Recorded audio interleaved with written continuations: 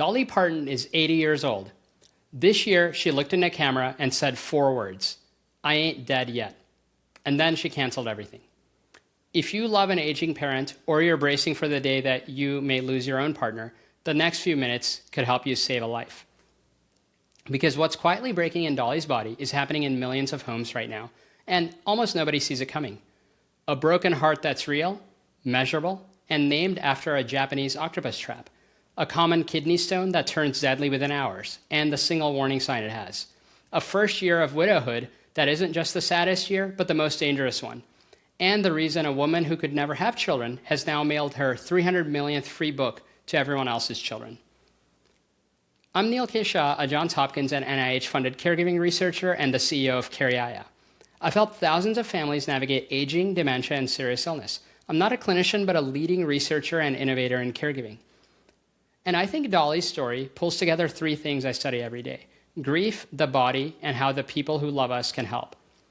Share this with someone caring for a grieving mom or dad. It could change how they show up this week. So let's start with a love story, because you can't understand Dolly's health without it. In 1964, an 18-year-old girl stepped off a bus in Nashville with her clothes in a paper suitcase. On her first day in town, doing laundry, a young man drove by and started talking to her. His name was Carl Dean.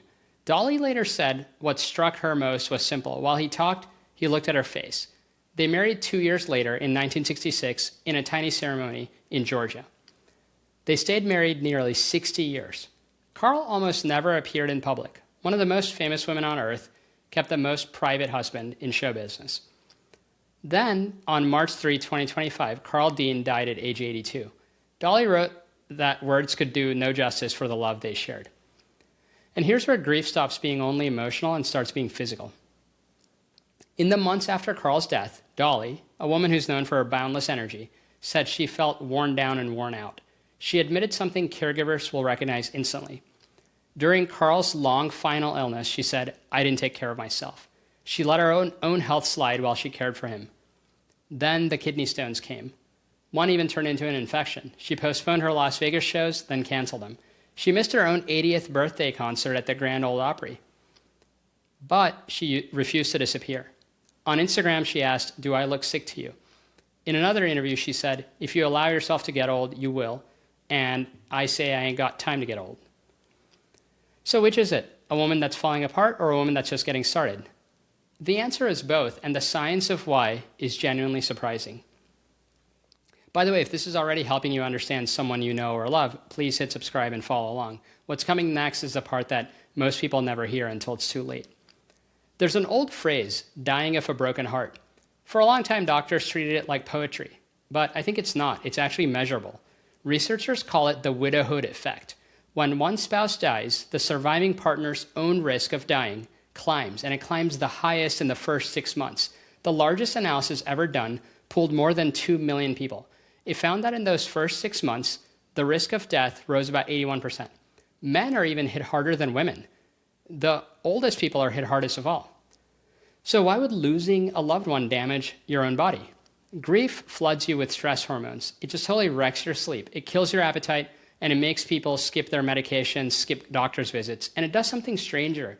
It appears to weaken the immune system itself. Scientists at the University of Birmingham found that in grieving older adults, not younger ones, certain immune cells stopped working as well. Their blunt summary was that the bereaved may die of a broken immune system, not a broken heart. And then there's the heart, literally. Here's a detail your doctor might not tell you. In 1990, a Japanese cardiologist named Hikaru Sato described a bizarre condition. A patient, that often is a woman, often after a shock or a loss, would arrive looking like she was having a heart attack. Chest pain, abnormal scans, but her arteries were clear. What had changed was the shape of her heart. The lower chamber had ballooned out into a strange round bulb. Dr. Sato thought that bulging heart looked like a piece of equipment that Japanese fishermen had used for centuries, the Takotsubo, a round-bottomed clay pot with a narrow neck dropped to the seafloor to trap octopus. So he named the condition Takotsubo cardiomyopathy. We call it broken heart syndrome. About 90% of these cases, strike women, most often after menopause. The trigger is intense stress, and a few stresses are greater than burying your husband of 60 years, like Dolly just experienced. You've seen this without knowing its name. Johnny Cash died about 4 months after his wife, June. George H.W. Bush died about 8 months after Barbara, his wife of 73 years. The pattern is so old that in 1969, British researchers published a study in a major medical journal and put the phrase broken heart right in the title. So when Dolly's body started failing after Carl died, that timeline wasn't coincidence. It's one of the most consistent patterns in healthcare.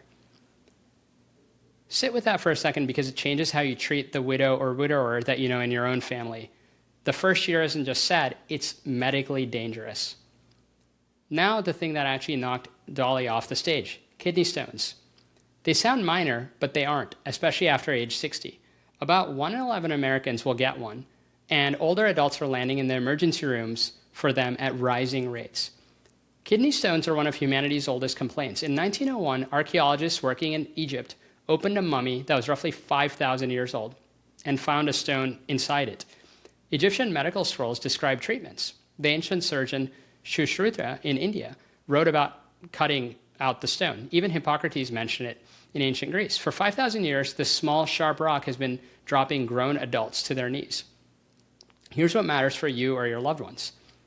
Kidney stones form when the urine gets too concentrated and minerals crystallize. The biggest driver is simple, not drinking enough water. Too much salt also raises the risk. So does too much animal protein. But there's a myth that trips people up here. People hear the stones are made from calcium, and then they cut calcium.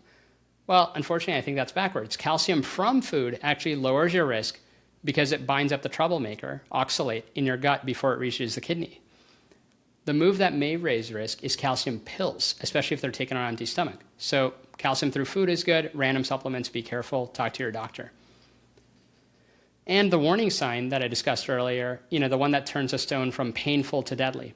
If there's a kidney stone plus fever and chills, that's an emergency. It can mean a stone is blocking the system while an infection is building behind it. That can sometimes turn into sepsis, which is life-threatening, and it can move fast. In older adults, it sometimes also shows up as confusion or sudden weakness instead of obvious pain.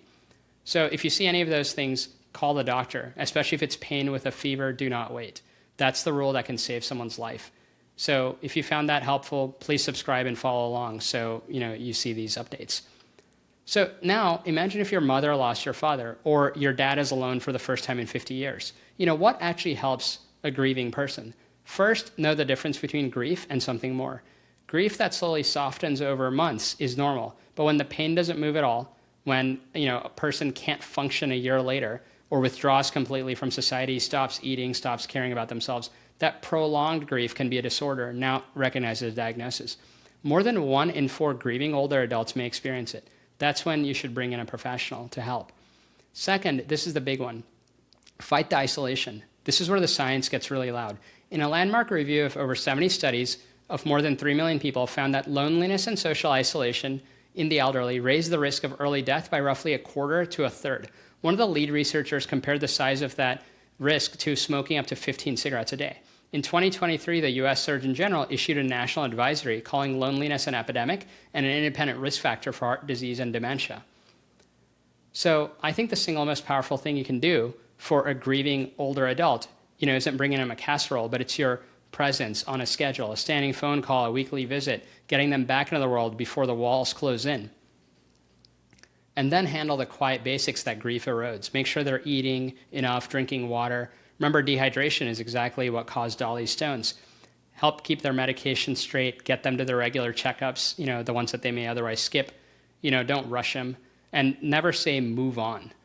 You don't have to do this alone, and there is free help out there, so write some of these resources down. The Elder Care Locator, 1-800-677-1116, that connects you to local services for older adults anywhere in the country. Dial 211 for local support of any kind. AARP has a family caregiving line at 877-333-5885. If a parent's grief ever turns towards hopelessness or thoughts of self-harm, call or text 988, the suicide crisis hotline. Please verify these numbers as services can sometimes change. So one question hangs over Dolly's whole life. She and Carl never had children. Why? They wanted them. They'd even picked out the names. But in the mid-1980s, Dolly had health problems that led to a partial hysterectomy, and children were no longer possible. She fell into a deep depression afterwards, Then she made a choice that reshaped millions of lives. She decided that if she couldn't have her own children, everyone's children could be hers. I thought that was a really heartwarming way to look at it, which brings us to the most beautiful thing that Dolly's ever built, and one final piece of history. In the 1930s, during the Great Depression, Eastern Kentucky was one of the least literate places in America. So the government sent literally librarians on horseback, mostly women, riding mules up creek beds and mountain trails to hand deliver books to families who had none. People called them the Bookwomen. They earned about $28 a month, and they had to bring their own horse. Well, Dolly grew up in those same Appalachian mountains. Her own father had never learned to read or write. So in 1995, she started mailing free books, one a month, to every child who signed up, from birth to age 5, no matter how rich or poor. She called it the Imagination Library. The kids call her the Book Lady. Well, that program has now mailed over 300 million books. It sends about 3.4 million every month, and now has expanded to a few different countries. Somewhere tonight, a child who has almost nothing is pulling a brand new book out of the mailbox with their own name printed on it because an 80-year-old woman who never had children decided they'd all be her children. I think that's wonderful. So is Dolly Parton done? A grieving widow, worn down, canceling her own shows? Or the same girl from the paper suitcase who said, I feel like I'm just getting started? Well, look at the mailbox. Look at the child's name on that book. I think that's her answer. That's really what I think I ain't done yet really means. It was never about the stage. It was about being remembered by the people that you lifted up. If this story moved you, please do 2 things for me. Share it with someone out there who's caring for a grieving parent or a loved one. The warning signs and the free resources in the video could genuinely help them this week. And please subscribe and follow along because we're going to go deeper on these topics in the weeks ahead. Please take care of the people you love. Dolly would want you to. Thanks.